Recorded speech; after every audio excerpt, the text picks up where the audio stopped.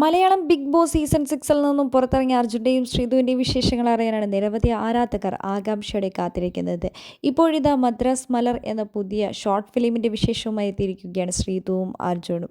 ഇരുവരും തമ്മിൽ കണ്ടുമുട്ടുന്നതും പ്രണയത്തിലാവുന്നതുമായ കഥയാണ് ആ ഷോർട്ട് ഫിലിമിലൂടെ പറയുന്നത്. ബിഗ് ബോസിൽ നിന്നും പുറത്തിറങ്ങിയ അർജുൻ്റെയും ശ്രീതുവിൻ്റെയും വിശേഷങ്ങൾ അറിയാൻ നിരവധി ആരാധകരാണ് കാത്തിരിക്കുന്നത്.